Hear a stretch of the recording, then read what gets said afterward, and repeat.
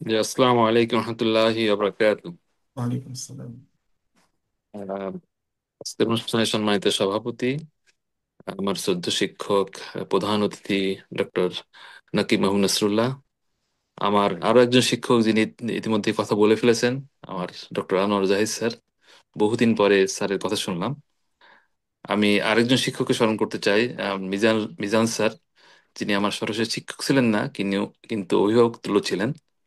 তো আমি বেশি ভূমিকা না নিয়েই শুধুমাত্র ডক্টর ইয়াহিয়া স্যারের সাথে আমার দুই একটা স্মৃতি বলেই আমার কথা শেষ করব।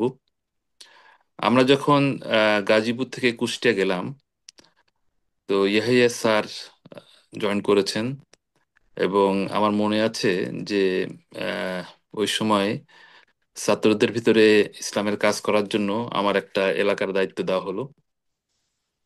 তো আমি তখন সেই দায়িত্ব পালন করতে মানে বেশ অর্থনৈতিক সংকটে পড়লাম।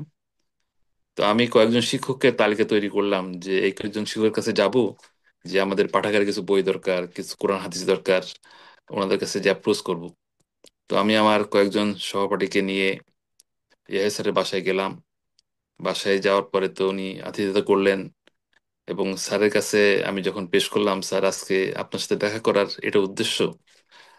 তো উনি, আমি যেটা আশা করি নাই তার থেকে অনেক বেশি পয়সা আমাকে দিয়ে উনি আমাকে খুবই স্নেহ এবং ভালোবাসা দিয়ে মুগ্ধ করেছিলেন।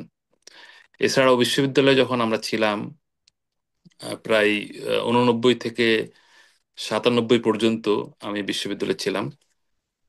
তো বিশ্ববিদ্যালয়ের বিভিন্ন গুরুত্বপূর্ণ দায়িত্ব উনি পালন করেছেন, এবং অনেক ক্রাইসিস মুহূর্তে উনি যেই অভিভাবক সুলভ আচরণ করেছেন এবং আমাদেরকে সেই বটগাছের মতো ছায়া দিয়ে আমাদেরকে ধন্য করেছিলেন।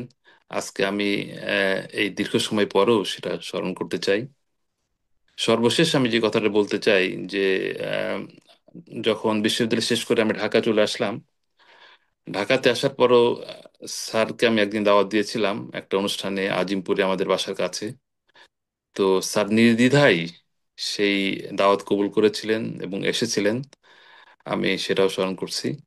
সর্বশেষ আহ, স্যারের বড় ছেলে খালেদ ইয়াহিয়া লন্ডনে আমার ফার্মেই বেশ কয়েকদিন কাজ করেছে। এখন তো সে বিশ্ববিদ্যালয়ে আবার জয়েন করেছে। তো সে আমাকে স্যারের সাথে একদিন কথা বলে দিয়েছেন, এবং স্যারের কথা শুনে আমার কাছে সেই বিশ্ববিদ্যালয় জীবনের কথা আমার মনে পড়েছে।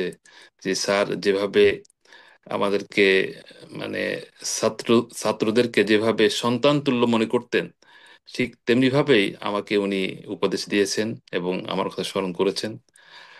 সর্বশেষ আমি যে কথাটা বলতে চাই সেটা হলো যে স্যারের চেহারা, ওনার স্বাস্থ্য, ওনার কথা বলার ধরন মানে অনেকটা আমার পিতার মতোই ছিল।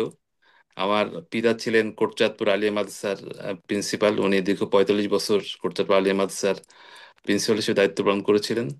তো আমার পিতার সাথে ওনার অনেকগুলোই আচরণ এবং চেহারা এবং অনেক কিছু মিল পেতাম আর কি। এই জন্য আমি ওনাকে সবসময় আমার পিতৃতুল্য মনে করতাম। তো স্যারের বিদায়ে আসলে আমরা সবাই ব্যথিত, এবং স্যারের এই আলোচনা এবং অনুষ্ঠানে আমি সবাইকে আমার পক্ষ থেকে আবার সালাম জানাই, এবং স্যারের জন্য দোয়া করি আল্লাহ রাব্বুল আলামিন যেন ওনাকে জান্নাতুল ফেরদাউস নসিব করুন। ওমা তৌফিক ইল্লা বিল্লাহ। আসসালামু আলাইকুম ওয়া রাহমাতুল্লাহি ওয়া বারাকাতুহু। ওয়ালাইকুম